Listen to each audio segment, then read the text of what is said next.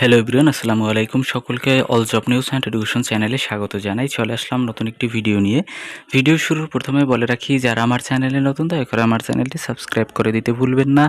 যারা ইতিমধ্যে দিয়েছেন তাদেরকে জানাই অসংখ্য ধন্যবাদ। তো আপনারা অনেকেই ১৯তম শিক্ষক নিবন্ধন আপডেট জানতে চেয়েছিলেন। তো ইতিমধ্যে কিন্তু একটি সভা হয়েছে। সভায় যে সিদ্ধান্ত এসেছে সেটি আপনাদেরকে বিস্তারিত জানানো হবে। তো এখানে বলা হয়েছে, বেসরকারি স্কুল, কলেজ, মাদ্রাসা ও কারিগরি শিক্ষা প্রতিষ্ঠানে নবম শিক্ষক নিয়োগের মাধ্যমে ৭০,০০০-এর বেশি শিক্ষক নিয়োগ দেওয়া হবে। এজন্য একটি সভা অনুষ্ঠিত হয়েছে।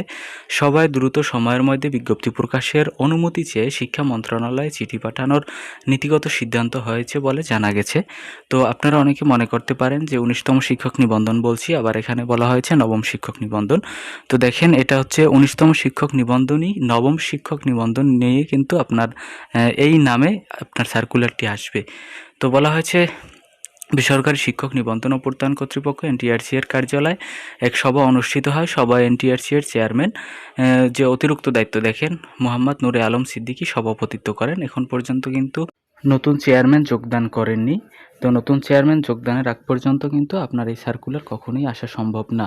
তো বলা হয়েছে, নাম অপ্রকাশিত রাখার শর্তে এনটিআরসি এর এক কর্মকর্তা দ্য ডেইলি ক্যাম্পাসকে বলেন, স্কুল, কলেজ, মাদ্রাসা ও কারিগরি প্রতিষ্ঠান থেকে প্রাপ্ত শূন্য পদের সঠিকতা যাচাই করতে অধিদপ্তরগুলোতে চিঠি পাঠানো হয়েছিল। সেই চিঠির জবাব, অর্থাৎ পদের সঠিকতা যাচাই কার্যক্রম শেষ হয়েছে। এজন্য আমরা সভায় বসেছিলাম। নবম শিক্ষক নিয়োগ বিজ্ঞপ্তি প্রকাশ নিয়ে কী সিদ্ধান্ত হলো, এমন প্রশ্নের জবাবে ওই কর্মকর্তা বলেন, শিক্ষা মন্ত্রণালয়ের অনুমতি ছাড়া আমরা বিজ্ঞপ্তি প্রকাশ করতে পারি না। এজন্য আমরা খুব দ্রুত সময়ের মধ্যে মন্ত্রণালয়ে চিঠি পাঠাবো। আগামী সপ্তাহের শুরুতে চিঠি পাঠানোর সম্ভাবনা বেশি। এরপর মন্ত্রণালয় যখন অনুমতি দেবে তখন নবম শিক্ষক নিয়োগ বিজ্ঞপ্তি প্রকাশ করা হবে। দেখেন, আগামী সপ্তাহে কিন্তু কেবলমাত্র চিঠি পাঠাবে। তো যারা বলছে যে নবম শিক্ষক নিয়োগ সার্কুলার এই আজ দেবে কাল দেবে, তো এগুলো কিন্তু সম্পূর্ণ মিথ্যা নিউজ বা ভুয়া নিউজ। এগুলো আপনারা বিশ্বাস করবেন না।